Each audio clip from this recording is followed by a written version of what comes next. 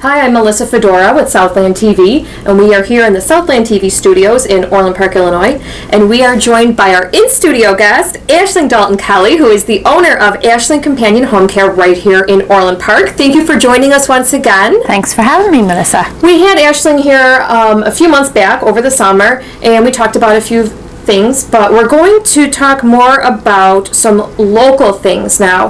Aishling had kind of given us an overview of Alzheimer's and dementia because that is something that her company handles a lot. So just a quick recap. Give us what's the difference between dementia and Alzheimer's? Let's just have a little recap. So dementia is an umbrella term. Okay. And it has 200 different types of dementias underneath that term. Alzheimer's is just one of the types of dementia that there is. Okay. And if I can put it in perspective, somebody that has Alzheimer's does have dementia, but somebody that has dementia doesn't necessarily have Alzheimer's disease because that is just the name of the dementia that they have. Oh, I understand. Okay. Now, you told me when we were speaking earlier that it's alarming the percentage of people that are actually being diagnosed with this. So let's talk about that. Yeah. The baby boomers, obviously, where we're headed, the numbers are off the chart. So some people would say we're currently in an epidemic, and then other people would say we're in a pandemic. Okay. So unfortunately, there is more older people than there is younger people, by 3 to 1. Okay. Basically. And you said people can start being diagnosed by 40s? Well, they're doing a lot of research now. They're trying to find a cure. We don't have anything solid to say that we have, but what they're finding out now is that they can find plaques and tangles maybe 15 years before the person is actually diagnosed. Most people don't really get diagnosed with any form of dementia unless the family proceeds to maybe a neurologist and wants further testing because they want a name for the type of dementia that they have. However, those that do go and have that testing, when they get the name for what they have, the doctors are figuring out that, these plaques and tangles didn't just occur in the last year, they've been occurring for years. So it would be a very courageous person that would step forward at the ripe age of 40 and say, well, I'd like to maybe have that testing done. Mm-hmm. However, if somebody did step forward at 40 and say, well, I do want to know if I'm going to get that disease, we would want to have a cure in order to encourage that person to come forward. Otherwise, who would want to know? So is the typical procedure to first go to your regular doctor if you think you may have it, or if a family member thinks you may have it, you first go to a family doctor and then you're referred to a neurologist? Is that the typical? So anybody that has dementia, they're not the ones that ever go to the doctor. Okay. Because first of all, they don't want to know. Uh-huh. They're frightened. It's usually a family member that brings them to their family doctor. Okay. The family doctor will then say, well, I'd like to send you for further testing because he doesn't specialize in dementia. There are doctors that specialize in that sort of stuff. Okay. So really a gerontologist would be somebody that I would recommend that family members would go to. And that gerontologist would then refer that person to somewhere like Rush that specializes in things such of this nature, to a neurologist, and then you go for massive testing to see exactly what's going on and special tests. So there's specialists who specialize in the dementia region, and really that's who somebody should be going to if you want a name for what you have and you want it to be treated accordingly. So this is a lot of steps. Do you find that if somebody, as you said, maybe doesn't want to know, or maybe is in denial about a situation, is it hard to get them through all these steps? Because first you have to see the family doctor, then you have to see these different specialists, and now we're talking about going to the city to go to Rush. Is there a breakdown here in this process sometimes? It's such a challenging disease because if somebody said to you as a daughter, I think, you have dementia and we want to go talk to the doctor about it, are you going to willingly come with me? Absolutely no, you're not. You're not. So it depends on the severity. If you have a parent who's driving locally and disappears for hours and hours on end, that's something that really shouldn't be ignored. If you have a parent who's stepping outside in the winter and they're in something that's not appropriate for that season, that's another sign. So it depends on the family, and it depends on, of course, the age of the elderly person. If I had a parent who was maybe in their 60s and I'm seeing these telltale telltale signs and the red flags, I would definitely be encouraging and maybe insisting with my other family members that we need to bring mom to the doctor and explain to him what's going on, and then have the doctor talk to mom and them together move to somebody else. I think one of the hard things for the person that has the dementia is they're never involved in the decisions, and half of what they're going through is they feel like their life is being taken away from them. Right. Sometimes sadly it is. But if they recognize that there's an issue, and genuinely most people know that there's something going on, they can make decisions for their future, which is really important. Definitely. But not everybody is willing to do that, and not every family is willing to take that courageous step forward, because it is a courageous step you need to take forward. Because it's so overwhelming. So there is something new going on in the area, specifically with firefighters in our local area. So can you tell me a little bit about that? So we were approached by a lady by the name of Betsy Dine, who works for the Orland Fire Department, and she had seen a presentation that I had done at a luncheon, a women's luncheon, where we kind of depicted what it's like to have dementia, where everything is taken away from you. And she heard how revolutionary, I suppose it was, because the audience actually participated and really were shocked when I presented it the way I presented it. So she asked me, would I come and maybe work with the fire department, and of course I was thrilled and delighted to do that.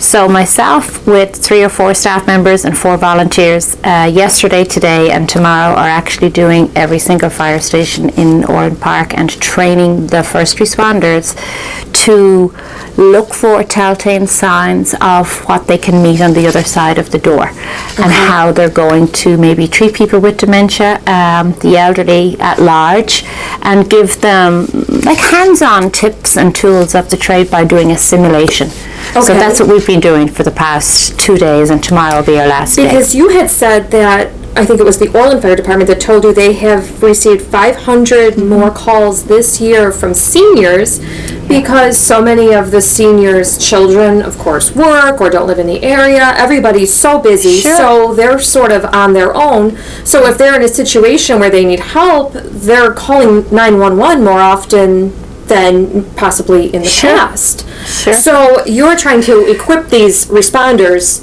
to know what to do should they go to a call with someone who maybe has dementia. Right. So what are some things then that you're helping them know? Is it how to identify that maybe someone has it, how to handle the situation, even if they go in there knowing it? I'm sure there's a certain finesse that you have to have with a person that is maybe going through, I don't know if it's called an episode or whatever the case may be. So that's a very loaded question. If I had 3 hours, I could explain it further. So here's the bottom line. People with dementia, you have to take away the whole disease. They have to approach the person on the other side of the door, human to human. And they have to connect with that person, because they don't know. There's no sign on the door that says, hey, I have a form of dementia. There's no indication. You can just see. No. And when that person opens the door to them, that person might look like you or me. There's no way of telling. They're getting younger and younger, so you might not suspect it. Yes, so they might look fine, they might look well put together, but there could be, cognitive issues, there could be neglect, they might not be eating right. So what we're trying to teach the firefighters is to look for things that they're not telling you. And we'll say, for example, if they were to receive a call from a spouse who's taking care of somebody with dementia, that maybe he's combative and maybe he goes to strike, or there's an issue and they respond to that. They're looking for other things in the house, information that neither of those people are giving. Like, we'll say, for example, does he look unkempt looking? Is there maybe food in his teeth? Is his hair brushed? Are his glasses These are all dirty? signs. There's signs that there's something going on here other than what we're presented with. Okay. And sometimes they don't know that information. They're not told that information. So we're trying to teach them, okay, if you see disarray in the house and quite a mess, or hoarding or garbage. These are all telltale signs that there's something going on here more than what you've been called out for. And it's a medical situation. Don't think this is a domestic situation. Right. This is a medical situation. Right. So it has to be treated a little differently, of course. Yeah, but at the end of the day, dementia, end stage, middle stage, beginning stage, they have to address the human. And human to human, all we want is to be trusted, we want to feel secure, and we have to be validated. And if they can do those three things inside in a house, that's their way in to helping this person, because they can't do anything about their disease. They can't fix it, they can't make it stop, but they can address the issue by simply saying to somebody, you're going to be okay, I'm going to help you, and we're going to get through this. You look like you're in pain. Can you tell me what's going on? So simple, so simple. Okay. Validation and reinsurance is so important. Okay, so you're in the process of doing your 3 days of training then with the fire department so that they understand. What do you think maybe needs to happen on a general scale now to get us moving in the right direction? This is great that Orland is doing this, but this is just one town, and this is, of course, a giant issue. So what are some things you feel like in a perfect world you're going to wave your magic Aishling wand? What are some things that we need to start? Just to start. I think the biggest things that I see, and I can only speak for me in the business that I'm in, is that people are starving for information. And they want the education. They want to know, how do we deal with this? Where do we go? Who can help us? You know, how can we address what we're needing to address? And I don't mean in hiring necessarily an agency. So, you know, not everybody can afford to have somebody come in and help. But what if you have a mom and a dad situation and the mom is taking care of the dad? Well, she might have been married to this man for 40, 50, 60 years. She knows nothing about the disease. Right. She just knows that the person she's loved all her life has turned into a monster. He's not talking to her nicely. He's maybe combative. He's not eating. He's uncooperative. She's never been equipped with the tools to deal with that. No. So education for the likes of people that are actually the caregivers in the house, and for the people in our community, we have to do this. I mean, we have to give these people what they need, and they do not know where to start. Right. Now, you told me there is a new Illinois law that is going into effect in September 2017 that was just recently signed by Governor Rauner. It is Bill SB 2301. Let's talk a little bit about that. Now, there's some, it involves training. Right. Of caregivers. Yes. Okay, yes. So your caregivers at your business are already being trained, and some of the codes that you told me are communication, understanding dementia, activities of daily living, problem solving, safe environments, and the fundamentals of dementia. So can you explain to me a little bit more about this bill, and why is this a good thing? Well, I think it's a fabulous thing because sadly a lot of people are caregivers, but they're not able to deliver the care that's needed. So in essence, if you had a young CNA coming out of school at 19, 20 years of age, and you can put her in as a caregiver, she's not ready to take on what she might meet on the other side of the door, which may be somebody sundowning, telling her, I want to go home, I want to go home, I want to go home, or somebody that's combative, somebody that might look at her and think that she's somebody trying to break into their house. So we need to give our staff the tools in order for them to win the battle, and that's what you're doing. You have to equip them with the right tools, and if we don't, we'll fail. We'll fail on a caregiving side, we'll fail as a community, and we will ultimately fail in the healthcare system, because we have to have the training in order to take care of what's coming. Is Illinois one of the only states to have something like this? Are we ahead of the curve? Are we behind? How do we compare to other states in this? Well, insofar as Illinois, we're a very active state. Okay. I think a lot of times when we do things other states follow. I don't believe that this is in any other states right now, but I do believe it'll be a knock-on effect once we bring it in. I think every state will be mandated to bring it in, because we're dealing with this dilemma all over the United States. It's not just in Illinois. What are some other laws, regulations, things that you think would help? Is there anything else? So, of course, education is a big thing. What else do we need to do?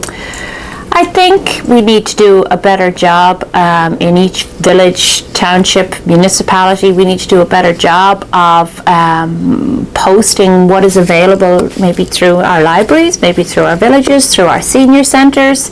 A better way of centralising the information so that our elderly actually have access to it.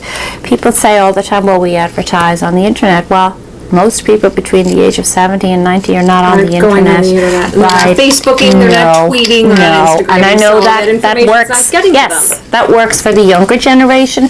Usually the children are the ones that make that decision. But believe it or believe it not, there are actually some spouses that out there that are looking for this information. In fact, this morning I actually met a gentleman coming out of the bakery that asked me, do I do home care? And I said yes, because I have it written on my car. And I said, why do you ask? And he said, my wife has dementia. And I said, how are you doing? He said, it's not about me, it's about my wife. And I said, no, it has to be about you too. Do you have any help? He said, no. So we talked about support groups, we talked about resources that I can give him, and we exchanged emails, and I hope that he calls. But thankfully, he came forward. So many people don't. Anytime you're in a caregiving situation, you need help. Yeah, I'm in a caregiving situation because I have a 2-year-old, and I know how difficult it can be. And in ways, this is the same way, where you feel like you need help, and you're reaching out. And unfortunately, I'm lucky.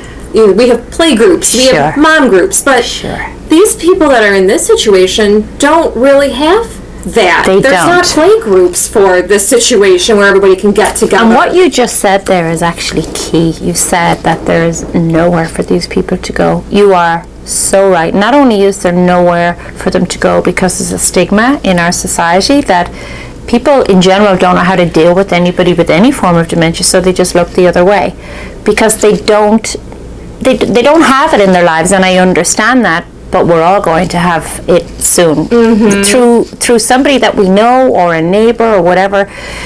We are going to know somebody. Every one of us is going to know somebody. So it would be adorable for there to be some place for the person with dementia to go, to be socially engaged, and for their spouse that doesn't have any form of dementia to actually get out of the house and meet people that aren't suffering with the disease, because why should they suffer as well at the same time when their loved one is suffering? They need that social interaction. You can't leave. No, you can't. You're stuck. You're with this person that maybe you can't really have a conversation and interaction with anymore, depending on how. Well, like what you just said. Just say you were a married couple and your wife had dementia. It's very rare that you would bring your wife out to a restaurant because maybe she's not socially graceful anymore. So you're inclined to stay home. And your friends don't come over that used to come over because they actually don't know how to deal with your wife that they used to have fun with. So a lot of people pull away. And that leaves the person that's caring for the person with dementia all alone as well. So you're so right, not to structure it on a childlike situation, but you're so right. There should be something for them to go out to and be actively engaged. And this comes back to where our communities can do a better job. We have fantastic senior groups, but what about groups for people with have some form of dementia for them and their spouses to come to? That would definitely be a great first step. On that note, you have a new program that's going to be happening at the Mokina Public Library in the spring. Yes. Tell me a little bit about that. So the Mokina Library has a vision very similar to mine, which is that we have to create something. You have to create something for the people with dementia and for the spouse. So they are very interested in putting together maybe an activities class, maybe an exercise class, or just an educational class, coffee and cake, who knows what we're going to do, but something where these people can come forward and they won't be judged or pushed away, but they will actually be welcomed to come in, and the person with dementia and the spouse can meet other people that have dementia and the spouse, and they'll all be in the same room. So they can each talk and it is like be a play themselves. Yes, but more social interaction is huge, and one of the biggest things that seniors suffer from that even don't have a form of dementia is when their spouse dies, they die of loneliness. Because there isn't a lot of people out there the same age anymore. And possibly they're not driving. So they're actually prisoners in their own homes, and there's nowhere for them to go. Right. which is very sad. So this would be a wonderful thing. So the program is still in the works. Right. But there will be more information on your website. Yes. I would imagine your Facebook page as well. So your website is ashlingcare.com. Yes. Facebook page is Facebook Aishling Care. And I'm sure the Mokina Public Library will be sharing the information as well. And the Mokina Chamber of Commerce will be at mokina.com. So stay tuned for more information on that. We're looking forward to it. I'm sure everyone is going to be jumping on board with that. So what is something that you would like to close with? Maybe what's maybe some hope that we can look at? Is it maybe this new bill? Is it a program that you have going on? I think for me, what I would like to be remembered for doing, if and when I move on or out of this world, is really to provide something that or a vision or education that has not been there before. You know that my mom suffered with this disease for 7 years, and it was a huge burden, and not burden is not the right word, but it affected our family greatly, with a lot of emotions that came to the surface, but we didn't have resources. No. We didn't have the resources. This is a new frontier. We didn't know how to deal with it, and there was no book that told us either. Right. So for me, it would be very important, not necessarily to write a book, but to say to families, okay, I'm going to help you get through this stage. You don't have to hire caregivers, even just as a caregiver in the house, being the other spouse. I'm going to give you the tools and education that you need. That's what I would like to do, to actually help these folks, because it is very, very challenging. Yes. Well, that is wonderful, and I think you are a beacon of light for a lot of people. So this is Aishling Dalton Kelly, and as we've said before in the last episode, she's so wonderful, and she's always willing to help. So if you ever have questions, like we say, no one knows where to start. No. So maybe you don't know if you need to hire a caregiver. Maybe you just want to talk to somebody, figure out where to begin.